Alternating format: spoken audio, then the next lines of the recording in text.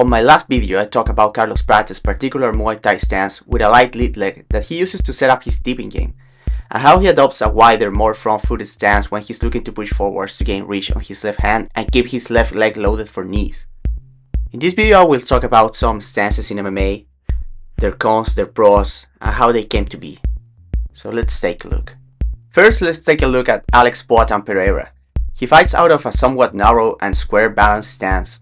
Other than his low hands placement, what's particular about Pereira is that he tends to favor a back-loaded stance so he can transfer power forwards into his right hand and his leaping left hook.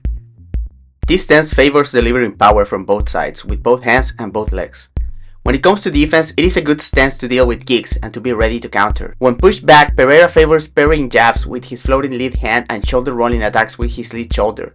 For more details about some of the defensive flaws of Pereira, check the video I made titled How to Beat Alex Pereira. Let's contrast that with Jiri's stance. He has a wide stance that's very loaded on his lead foot. Despite this bouncy stance with some karate influences, he also presents his shoulders in a squared manner. Jiri's stance is all about maximizing in and out movement and having all of his weapons available to him. When it comes to defense, the hands-low style allows him to remain unpredictable, but it also gives him the vision he needs for his reactive head movement. While his heavy lead foot stance has exposed him to leg kicks in the past, it has contributed to him evading or collapsing attacks with his already mentioned in and out movement, and it also allows him to pull his head back quickly while putting him in a strong position to recover. Next we have Strickland, who fights out of a tall, narrow stance with his hands low, ready to either parry, deflect, or catch strikes or go into his shell. His narrow stance allows him to get his front kicking game going and deal with leg kicks when he commits to it. Similar to Pereira, he also offers a square stance to his opponents and he's ready to use his arms as a fierce layer of defense before hiding behind his lead shoulder. When it comes to mobility, Strickland's stance allows him to walk behind marching checks. It is not great to cut the cage, but it does allow him to reposition when it comes to exchanges. Talking about shells, we have King Green, who trained with Strickland back in the day. Green also fights with a narrow stance, especially for someone looking to shoulder roll, but he remains more loaded on his front foot. This is because he likes to mix his head movement and shell with leanbacks and switchbacks. He also carries his hands low. In his idle stance, look how he always carries his rear hand higher to get into his shell if he needs to. As mentioned earlier, the heavy front foot exposes fighters to leg kicks, but a narrower stance allows for quicker transfer to the back foot for checking and kicking purposes. On the other side of the spectrum we have MVP, who fights out of a super wide and bladed stance, reflective of his karate and freestyle kickboxing background. The emphasis of this stance is on explosive in and out movement and deception. The bladed stance gives him quick access to his lead side attacks, and while it makes the movement required to attack with the rear side bigger, it can help obfuscate the next attack. This is a good elusive and tricky offensive stance from range, but it can expose the user to leg kicks. It is not ideal for circular movement and it's poor in a pocket boxing situation.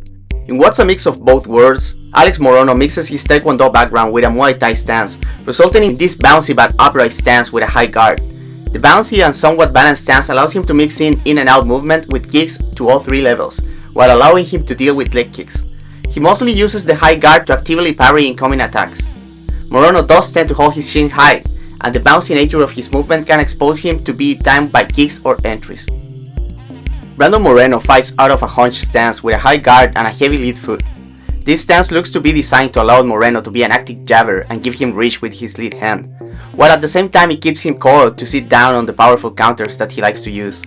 The crouch stance and heavy lead foot also allow him to move his head effectively, sometimes getting under punches, and he has adapted his style to step into big switch kicks when opponents exit range.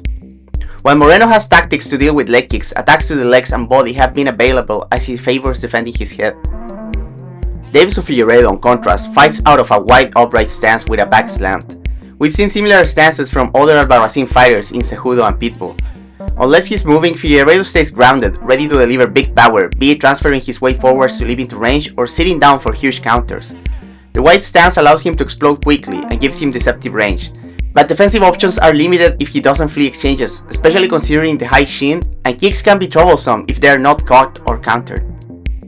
And finally we have Pereira, who fights out of a balanced stance with a slight hunch, behind a long lead hand and a high rear hand glued to his face. The lead hand is always measuring distance or poking with the jab, and it allows Jan to easily hide behind his lead shoulder and his rear guard thanks to the slight hunch. The otherwise somewhat tall stance allows him to remain an active kicker with both legs, and the balanced weight distribution allows him to explode into his big rear hand as well. The hunch and outstretched lead hand limit his head movement somewhat to his lead side, so Yan usually bends at the waist to duck under strikes, and he can lose balance when attacking with the rear hand. And that's it for this video. Consider that more of a complete breakdown of the stances presented. This is more of a small highlight to consider the particularities, pros and cons of different stances in MMA. Let me know in the comments what stance do you use in your training, and what other fighters would you like to see in eventual part 2. Remember to like the video and subscribe to the channel. If you want to support me, you can head over to Patreon to get access to exclusive content, or you can buy some merch in our store. We have original designs inspired by combat sports. Till the next one, thank you for watching.